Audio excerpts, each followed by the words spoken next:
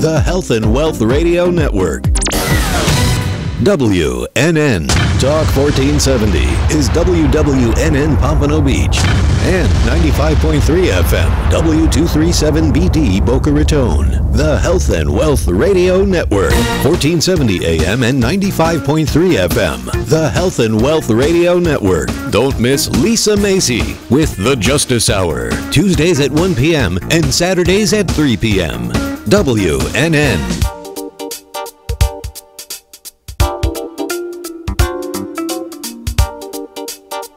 Hi, it's Jay Foster. Join us 7 days a week from 2 to 3 p.m. for Health Connection Radio. We'll talk about natural cholesterol control, toxic metal syndrome, how to reverse bone loss, and the latest scientific research on vitamins and minerals.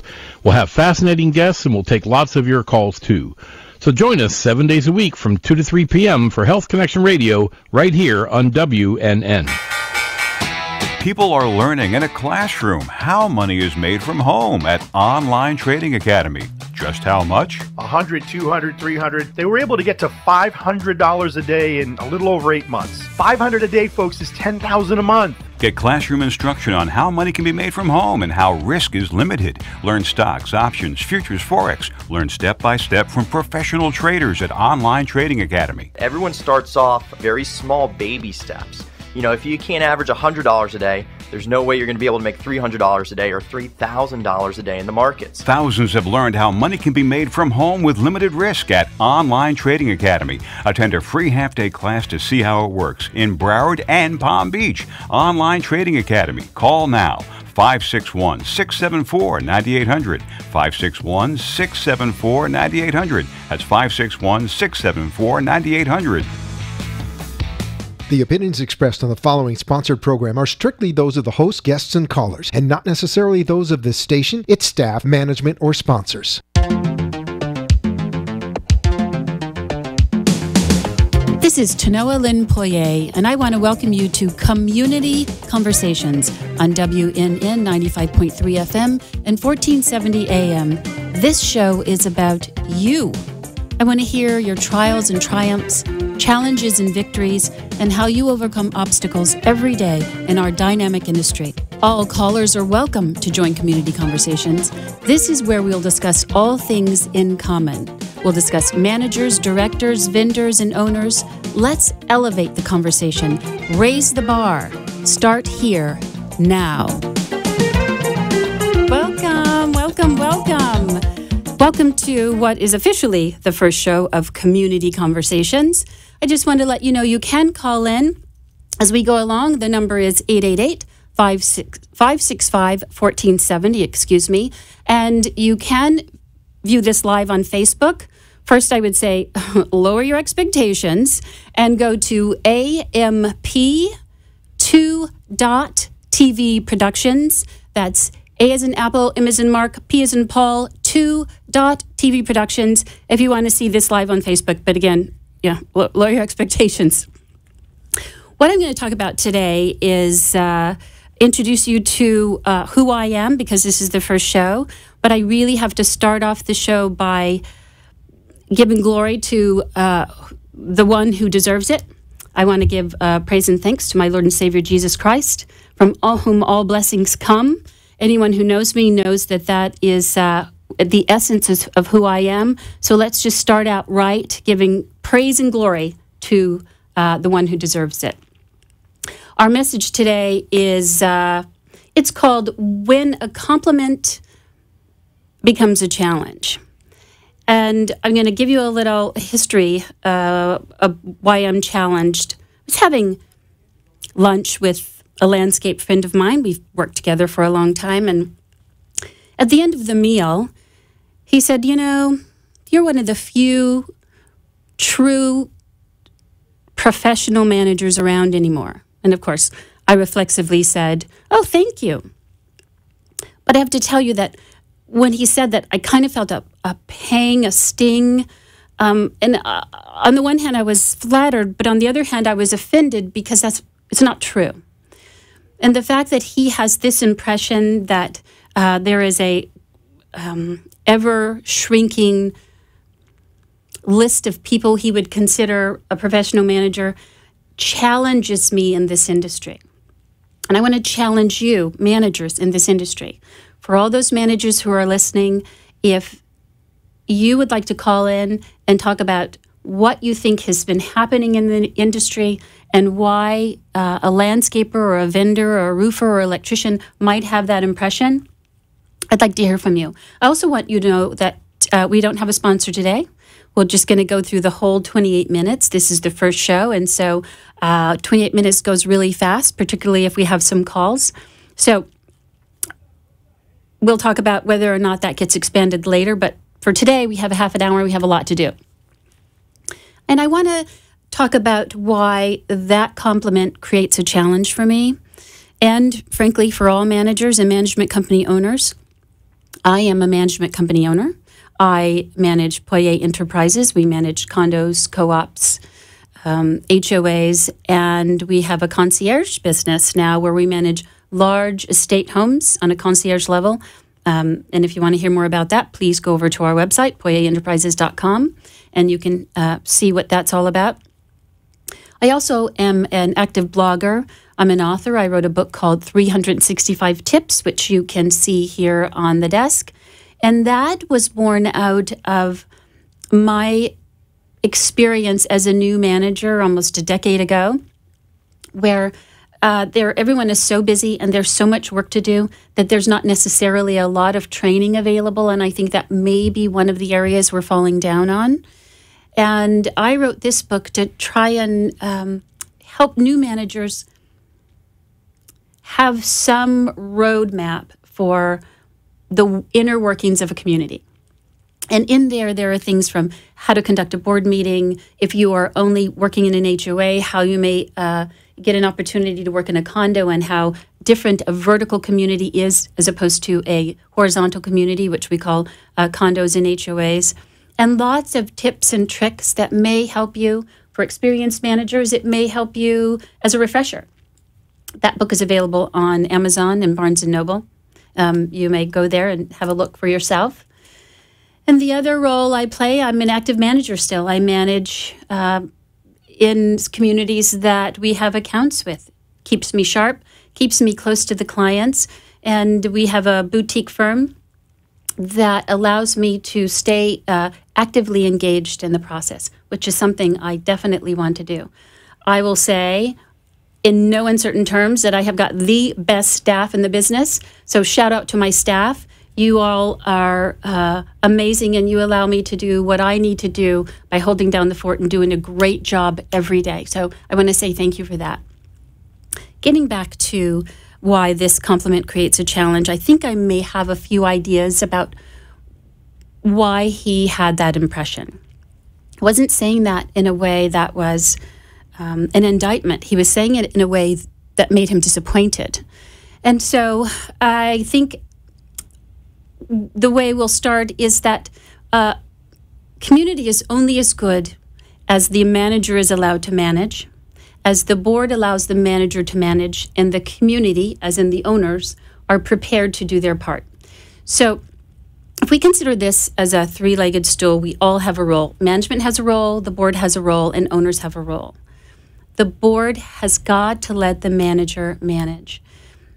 Something that happens is when a manager is constantly criticized, they begin to have something that is known as analysis paralysis. And analysis paralysis is a self-fulfilling kind of fear. So it goes like this. A manager is afraid to make a decision because they're afraid they're going to get in trouble, or it's going to be poorly received. They're going to be embarrassed and perhaps get fired. So they procrastinate in making a decision or making a recommendation to the board. Because they don't do that, the thing that needs to get done gets delayed and gets worse. The board is disappointed, and now you have the manager has realized the thing that they greatly feared in the first place. So I would just encourage board members, if you have a good manager and you need to micromanage them, you either have the wrong manager or you need to step away and let them do the job. And if they cannot do the job, then get yourself a different manager. But you cannot interfere, let them do their job. I would say for the owners, it is your responsibility to read your documents. You would do yourself a favor and the managers a favor if you would just simply read your documents. If you don't understand something, we can certainly talk about it. Never giving legal advice. Let me put that out there. Never giving legal advice. But we can help you understand the spirit in which the rule or the documents were prepared. And managers, you've got to do your job. You've got to be prepared every morning to have a plan. But as we all know, you make a plan in the morning and you come in and there's a leak in the penthouse if you're in a condo, or the staff didn't show up because suddenly everybody has the flu. There's a fire in the cafe. There's a sprinkler problem. There's somebody waiting at the door because they were bitten by a dog and there aren't supposed to be dogs in the community. You name it. You have your own stories, but you have to be prepared every day to show up and do a good job. That's your role. And you also have to remember that community associations are about people. We have statutes that govern the behavior of people. We have the health and safety and welfare of the community for people. We want to make sure that they're comfortable and that they're safe and that their pool is cool or warm, that the landscaping is beautiful, that their air conditioning is working, and that is for the comfort of people. So if we would just remember that, I think that will go a long way in helping the managers do their part. And I am really interested in hearing from any managers who want to add on to that, or by all means disagree with me if you disagree. I want to give you the number again. It's 888-565-1470, 888-565-1470. Another area that I think gives the impression that managers are no longer as professional as perhaps they once were is Florida in particular is a casual place. So we'll come to work in a beautiful community. There's a clubhouse, there's a pool out back, there's lush landscaping, and the atmosphere, although beautiful, is somewhat lends itself to the lifestyle of the community owners. It feels casual, and after you've worked there for a period of time, our behavior tends to become more casual. Some of you may know what I'm talking about.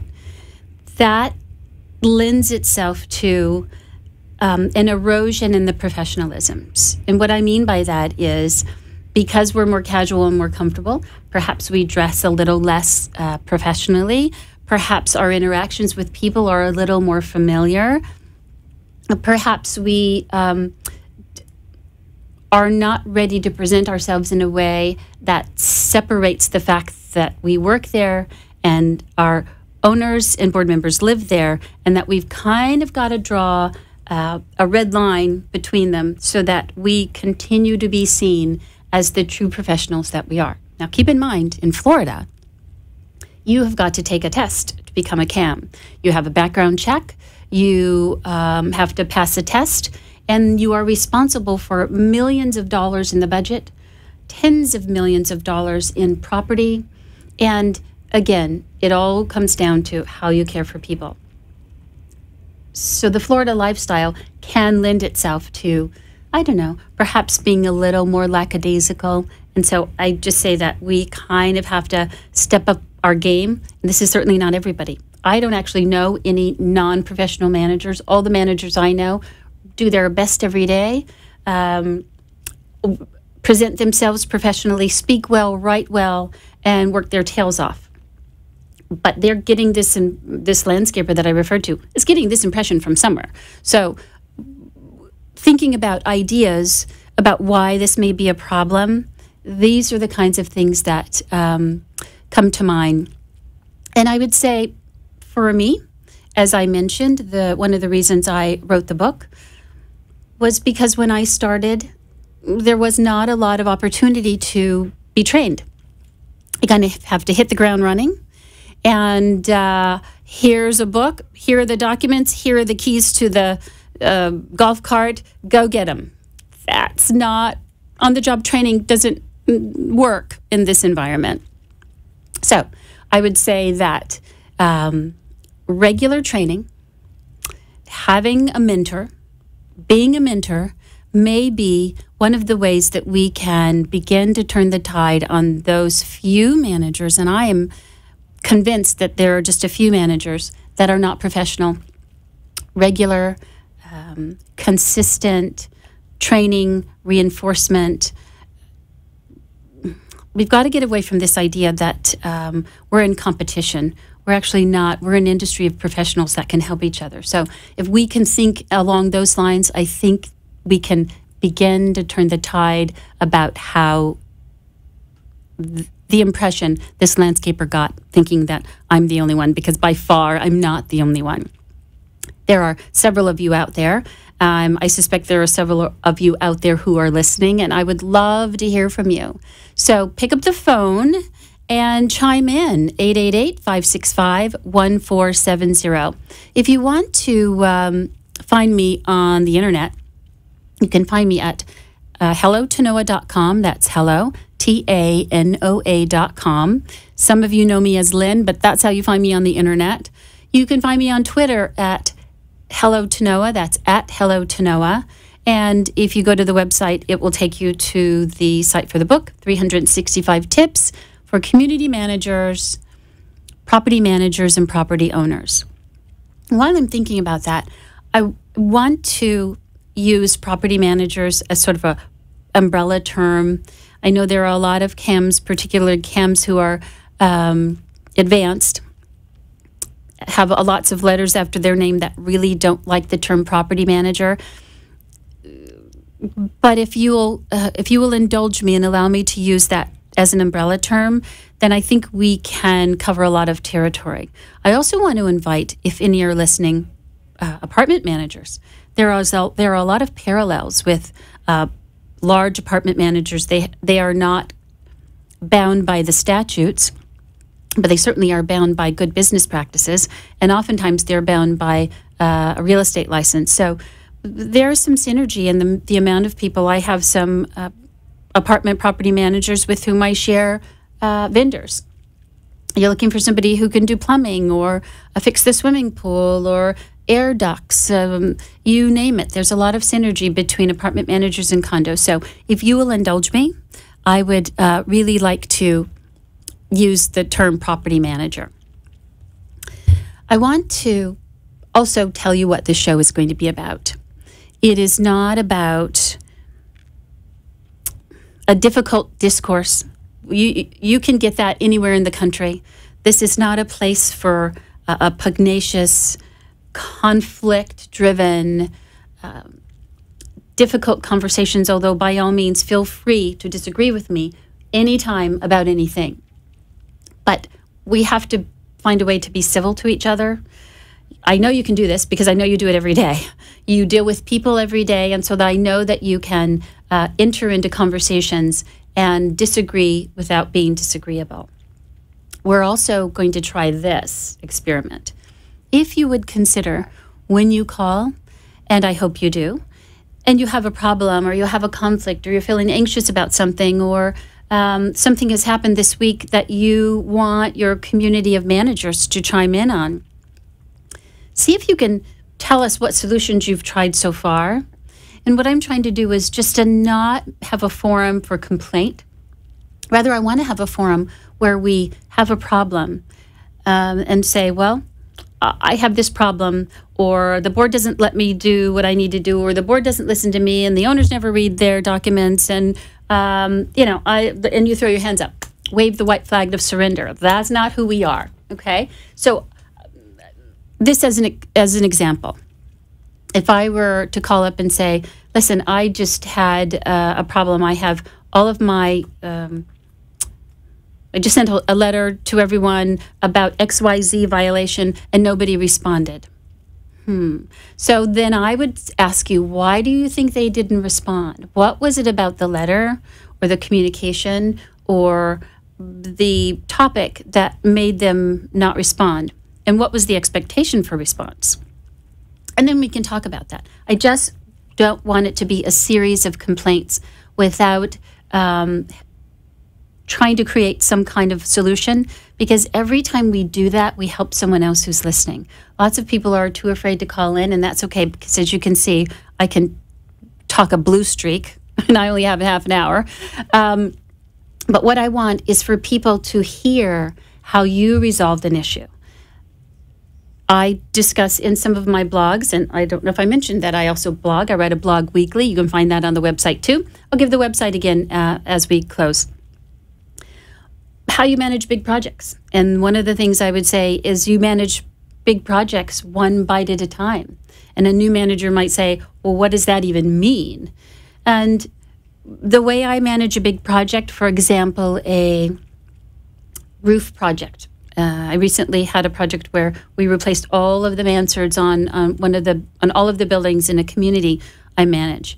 You kind of have to start at the end, if you will consider this. Start at the end of the project and go backwards about the timeline that you need to begin. So if you have a goal of finishing before season begins, that's about the 1st of November.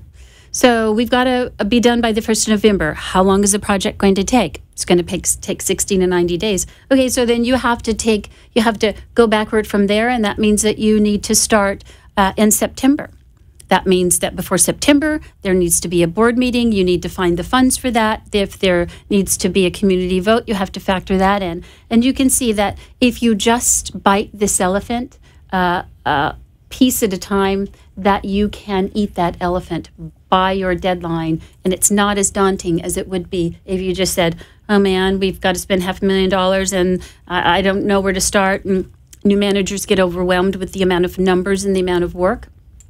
Because a project like that requires a method of transportation diversion, where people who are used to going into the garage one way have to go in a garage a different way, that they can't use the elevators the way they once did, that there's a lot of traffic and people and trucks and equipment. And so that can be daunting for a new manager, and I will tell you it doesn't have to be. I will encourage anyone who needs some help to reach out to me on the website. It is my fervent hope to continue to inspire people and educate and teach and learn. So if you don't have a mentor, reach out to me and I'd be happy to help. I do have some folks that I work with. A wonderful lady that you'll probably meet here on the Manager Series. Her name is Laura, and she often runs things past me and other managers when she runs into a problem. I want to encourage you to do that. You cannot do this yourself. You're not an island, and you're not alone. Everything that you experience, we have either been through or someone else is going through, and we can help you through the other end. If you have any ideas and you're listening and you would like to help new managers figure out what it is they need to do, where they can go for continuing ed, where they can find a mentor, I would say that this would be a good time to make that consideration. It sounds like we have Angie on the phone. Welcome, Angie. Hi, Tanoa. Hi. I'd like to go back and address your statement about the professionalism of the dress. I was a board member for 10 years, 5 of which I was president. And during that tenure, we went through, sorry to say, 8 property managers. And we did have an incident where one of the property managers came in very casually dressed, flip-flops, short shorts, and had to be spoken to not by the board, but by her regional director. Oh, dear. We also had to put a drape around the board table because of the way she sat at the table, which was very unladylike. So there are instances where you do meet an individual, and it wasn't as if she wasn't qualified to do the job. She was, but that was always getting a mark against her by the board members. Wow. That is, that's a mouthful. Yes. So what I'm hearing you say is that you can know your stuff. You can be a qualified manager, but the negative of the way you're presenting yourself outweighs what you're accomplishing. that they don't notice that actually you're qualified because they're too busy looking at the horror show that's going on in front of you. Right, exactly. And it would her statements about what was going on as projects wouldn't be taken as serious as if she was not dressed that way. Oh, dear. But for some reason, they didn't, if she said something, they would say, okay, yeah, all right. But it was really something serious that needed attention, but wouldn't get. So this is good information. Now, have a lot to do. When it went to when it rose to the level of the regional, what happened? They spoke to her, and she did it about face. Oh. Well, see, there is this is a good call because everybody gets an opportunity to change. If you're doing something that's not working, clearly she was hired because she was a qualified manager. As I mentioned, in Florida, you tend to want to reflect the owners in the community. And quite frankly, board members show up in shorts and they show up right after a tennis game but they live there. We're working. You have to continue to present yourself in a professional manner. Otherwise, you will erode all of the goodwill that you've earned just because you are starting to be a little bit less than professional and start to take on the role of the board members. You got to stay in your lane. That's a great call. Thank you, Angie. You're welcome. Bye. Bye. So that was a great call. And I think it makes a great point that you can know what you're talking about. You can have tons of experience.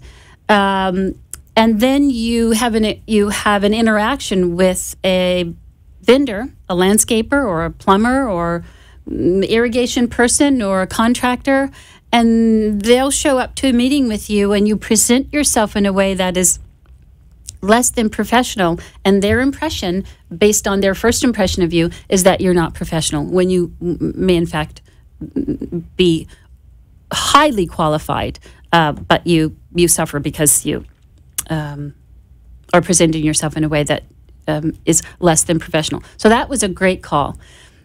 The other thing I liked about the call is that the manager was reported to her superior rather than just dismissing the person. They gave her an opportunity to correct.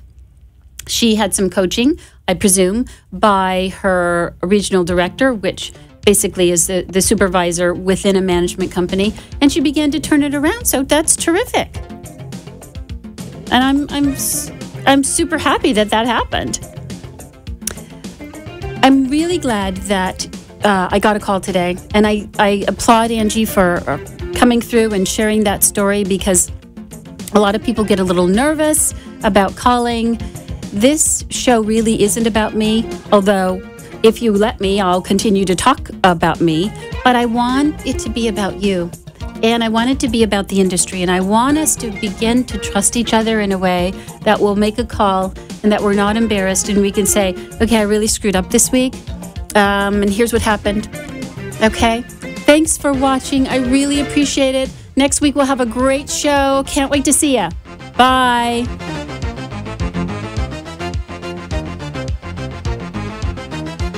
You have been listening to Comm-Unity Conversations with Tanoa Lynn Poirier. It is my honor to host this program, and I appreciate you listening. We have an exciting show planned for you next week, so mark your calendars and join me every Friday at 5 p.m. on WNN 95.3 FM and 1470 AM. We look forward to hearing from you, our listeners. It's all about learning, sharing, and teaching. We're all in this together. Until next time, be a blessing to someone and endeavor to persevere.